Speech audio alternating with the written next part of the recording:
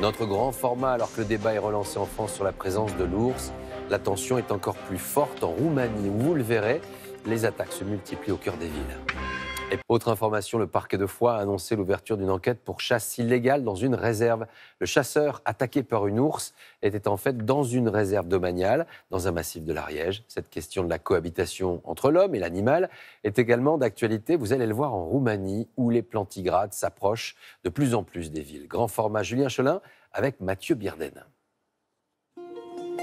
Il y a quelques semaines, un client un peu particulier a fait irruption dans le restaurant de Cătălin Barbulescu.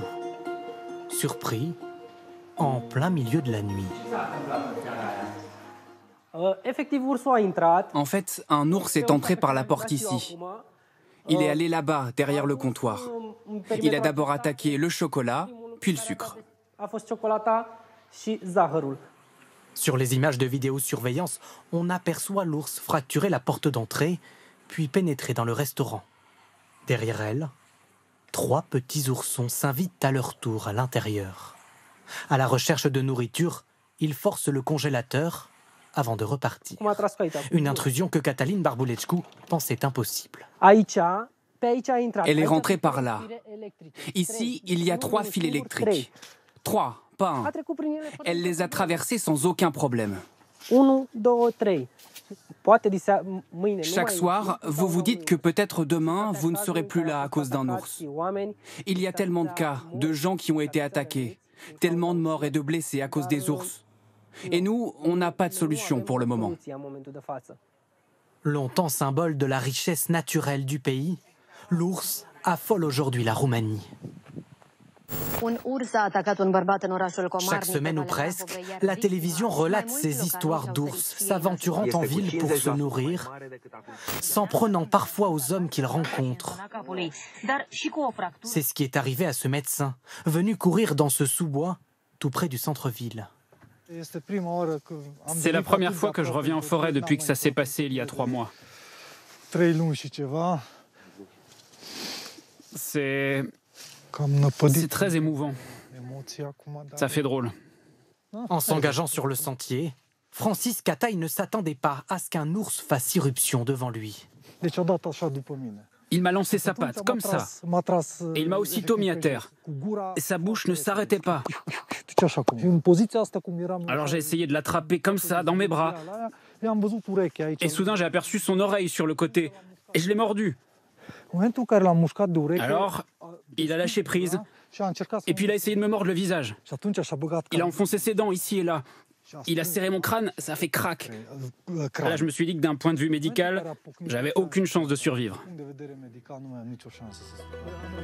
Francis Cătai conserve les séquelles de l'affrontement dont il réchappera de justesse. Il ne comprend toujours pas pourquoi l'ours s'en est pris à lui. Sa présence, en revanche, n'a rien de surprenant ici. Personne en Roumanie ne sait vraiment combien le pays en compte. Et il n'est pas rare d'en croiser en bord de route, comme ici, près d'automobilistes qui lui jettent même un peu de nourriture. Une multiplication des spécimens qui s'explique par des lois roumaines très protectrices qui interdisent de s'en prendre à l'animal. Un casse-tête pour les gendarmes appelés à intervenir en cas d'attaque. Quand un ours est en ville, on doit d'abord composer une équipe d'intervention, avec le maire ou son adjoint, quelqu'un de la caisse de chasse, un vétérinaire et du personnel de gendarmerie. C'est long, complexe, et il est très difficile d'établir ce que nous pouvons faire ou non. Une lourdeur administrative insupportable aux yeux d'élus locaux, sous pression, chaque fois qu'un habitant subit la venue de l'ours. Moi, j'ai perdu une vache et 2 veaux. Un l'année dernière et un cette année. Il est grand temps que quelqu'un vienne et décide. Messieurs, nous allons délivrer l'autorisation de tirer. Et les ours qui se trouvent à l'intérieur de la localité, qui font des dégâts, qui attaquent les gens, seront tous systématiquement abattus, liquidés. Car autrement, ce n'est plus possible. Une modification de la loi inacceptable pour les associations écologistes, qui jugent l'homme responsable de la situation. Bien sûr que c'est à cause des humains, parce qu'on s'est développé trop près de leur habitat. On y a créé des zones résidentielles et on a causé trop de perturbations. Tout ça, c'est à cause de l'activité humaine.